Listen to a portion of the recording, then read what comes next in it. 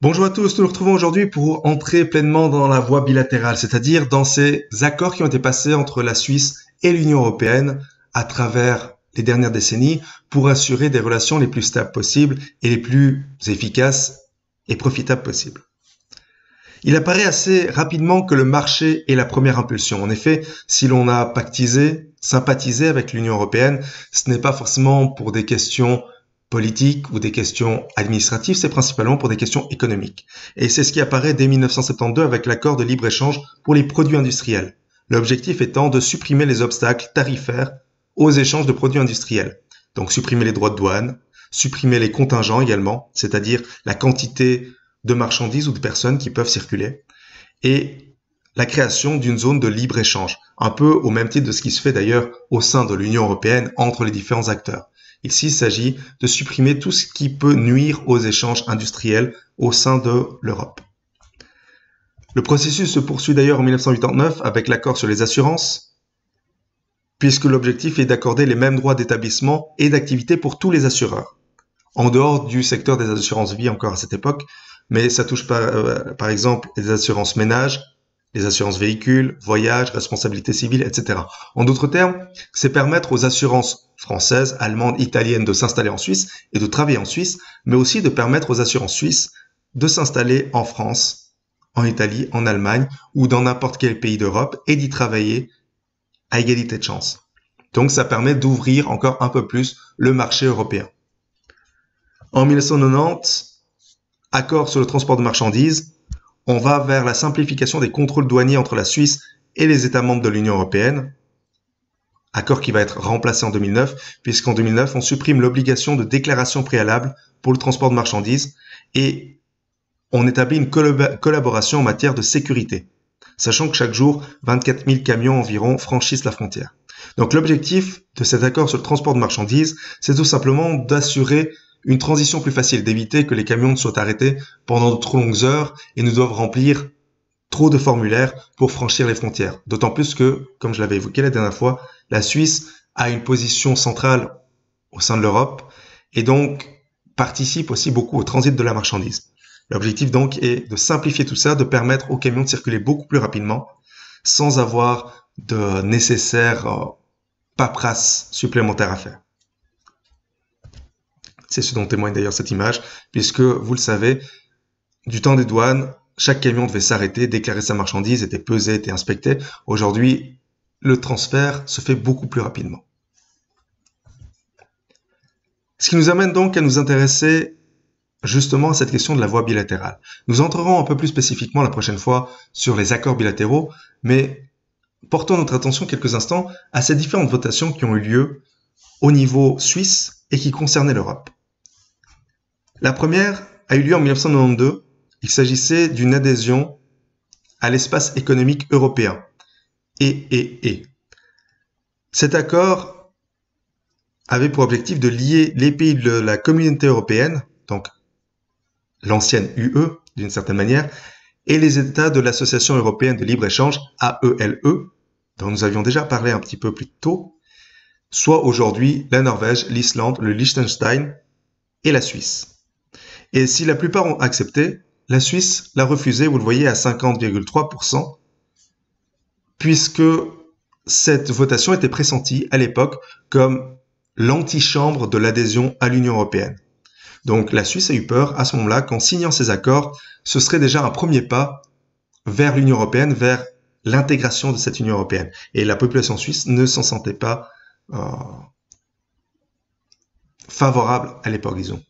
Vous voyez, disons ici d'une manière un petit peu plus résumée, vous avez l'Organisation pour la sécurité et la coopération en Europe, OSCE, presque tous les pays européens participent à tout cela, le Conseil de l'Europe, 47 États, l'espace économique européen, 30 États, donc vous voyez que ça regroupe un grand nombre d'États sans la Suisse, puisque la Suisse a décidé de ne pas en faire partie. Vous avez ensuite l'Union européenne, 27 États actuellement, la zone euro, qui est une petite particularité, et l'AELE, 4 États, Liechtenstein, Suisse, Norvège, Islande. Donc la Suisse a des accords particuliers avec le Liechtenstein, avec la Norvège, avec l'Islande, a des accords aussi dans ce contexte-là particulier avec d'autres États, à travers les accords qui ont été signés au sein de ce groupe, mais contrairement aux autres États, la Suisse ne fait pas partie de l'espace économique européen. Et c'est pour ça qu'elle est obligée de négocier chacun de ces nouveaux accords. C'est pour ça qu'elle s'est engagée sur la voie bilatérale. Si en 1992, l'AELE avait accepté dans son intégralité, donc Suisse comprise, de signer ces accords avec l'espace économique européen, donc d'entrer dans l'espace économique européen, la Suisse n'aurait pas eu à négocier tout cela. Mais comme elle a décidé de ne pas le faire, forcément, ça a complexifié un petit peu sa situation. Vous avez quelques autres accords qui existent. La LECE, c'est l'accord de libre-échange centre-européen qui facilite l'intégration de ses membres dans l'Union européenne et dans l'OTAN. La CEI, c'est la communauté des États indépendants. L'idée, c'est de maintenir des liens économiques entre les anciennes républiques soviétiques, donc les anciens pays de l'URSS. L'OTSC, c'est l'organisation du traité de sécurité collective entre plusieurs pays anciennement russes, justement. Et le GUAM, enfin, c'est l'Organisation pour la démocratie et le développement. C'est une organisation pro-occidentale des pays qui se sentent menacés par la Russie, puisqu'il y en a effectivement. Et donc, ça crée aussi un partenariat supplémentaire. En 1997, si on continue sur cette voie fédérale sur l'Europe, initiative négociation d'adhésion à l'Union européenne. Ce qui se passe, c'est que le gouvernement suisse dépose une demande d'adhésion à la communauté européenne. En réaction, plusieurs partis, dont la Lega tessinoise et les démocrates suisses, vont lancer cette initiative pour confier au peuple et aux cantons la décision de confirmer l'ouverture de ces négociations ou non. Il ne s'agit pas de se prononcer sur oui ou non à l'Europe, mais de dire oui ou non à ces négociations d'adhésion. Et le peuple le rejette, vous le voyez, à 74,1%. Donc de manière assez évidente. En 2000, bilatérale 1, acceptée par 67,2% de la population. Nous reviendrons plus spécifiquement sur ces bilatérales. L'idée, c'est de signer un certain nombre d'accords qui permettent de simplifier les échanges économiques notamment, mais pas uniquement, avec le reste de l'Europe. En 2001, initiative Oui à l'Europe, qui va être refusée à 76,8%.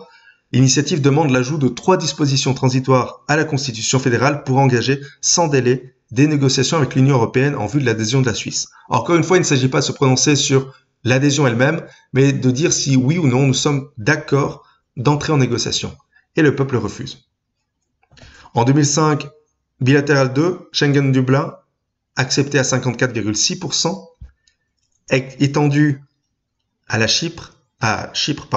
l'Estonie, la Hongrie, la Lettonie, la Lituanie, Malte, la Pologne, la République tchèque, la Slovaquie et la Slovénie, puisqu'effectivement, l'Europe s'étend progressivement. Et si la Suisse avait des accords existants avec les autres membres de l'Union européenne, elle est, du fait de l'extension de l'Union européenne, obligée de renégocier ces accords et de valider leur extension. Ce qui sera accepté d'ailleurs, vous le voyez. Notamment du point de vue de la libre circulation des personnes, puisqu'il s'agit bien évidemment de ça principalement. Et c'est d'ailleurs désormais, vous le voyez, à un certain nombre de pays beaucoup plus étendus que cette libre circulation a été étendue. Tous n'en bénéficient pas encore, mais ça permet justement de s'insérer finalement dans ce processus d'extension de l'Union européenne en acceptant les nouveaux membres aussi d'une certaine manière.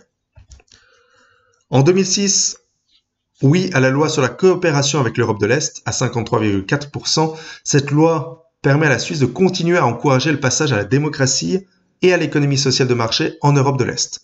Elle constitue aussi la base légale de la contribution à l'élargissement en faveur des nouveaux États membres de l'Union européenne. Donc elle s'inscrit encore une fois dans cette politique d'extension de l'Union européenne sans pour autant intégrer à proprement parler l'UE.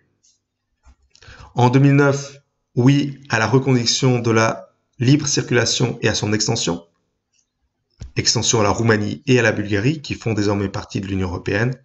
Et en 2014, oui à l'initiative contre l'immigration de masse qui propose d'ajouter un article à la Constitution fédérale indiquant que le pays gère de manière autonome l'immigration des étrangers, en fixant des quotas annuels selon les besoins de l'économie, dans le respect du principe de la préférence nationale.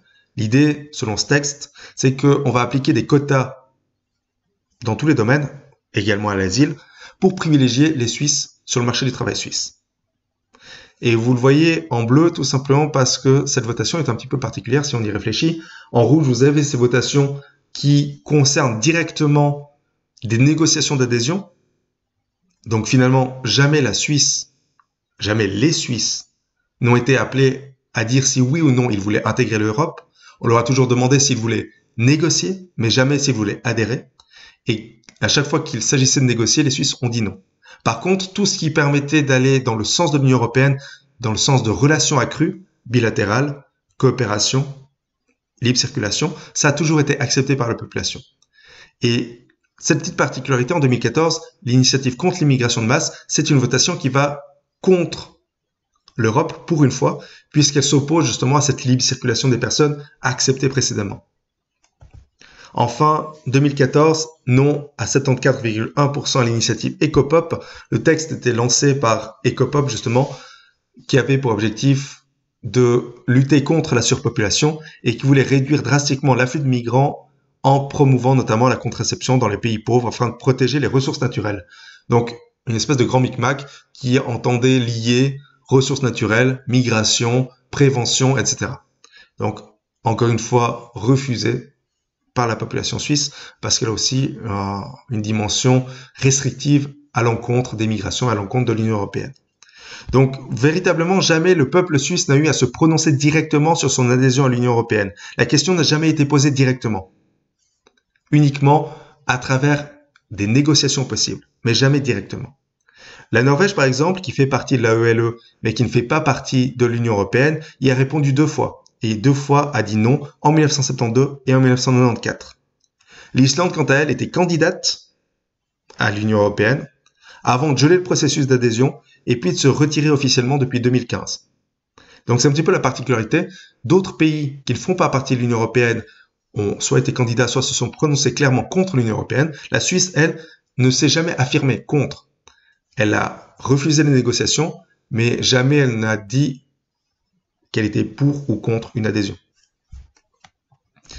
Voilà ce que nous pouvons dire donc de cette voie bilatérale. La prochaine fois, nous entrerons plus précisément sur ces accords bilatéraux signés notamment en 2000 avec les accords bilatéraux 1, puis en 2005 pour la suite. D'ici là, comme toujours, je reste à disposition pour vos questions et je vous souhaite une excellente semaine.